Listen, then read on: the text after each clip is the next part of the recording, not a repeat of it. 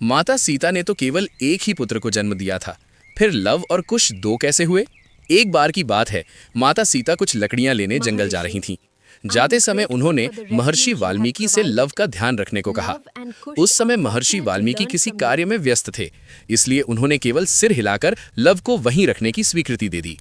जब माता सीता जाने लगीं, तो उन्होंने देखा कि महर्षि अपने कार्य में पूरी तरह व्यस्त है, इसलिए उन्होंने लव को अपने साथ ले जाना ही उचित समझा और उसे लेकर जंगल चली गई। महर्षि वाल्मीकि ने यह नहीं देखा कि लव उनके पास नहीं है। कुछ समय बाद जब महर्षि का ध्यान उस ओर गया, तो उन्होंने लव को वहां नहीं पाया। ये देखकर वे बहुत परेशान हो गए। उन्हें डर लगने लगा कि कहीं किसी जंगली जानवर ने लव को उठा तो नहीं लिया। वे सोचने लगे कि जब माता सीता वन से वापस लौटेंगी तो वे उन्हें क्या उत्तर देंगे। इसी भय और पश्चाताप में वे व्याकुल हो उठे। तभी महर्षि वाल्मीकि ने पास में पड़ी कुशा घास उठाई और मंत्रों का उच्चारण कर एक बालक को प्रकट किया, जो देखने में बिल्कुल लव जैसा ही था। कुछ देर बाद जब माता सीता वन से लौट कर आईं, तो महर्षि ने देखा कि उनके हाथ में लव पहले से ही मौजूद है। ये देखकर वे आश्चर्यचकित रह गए।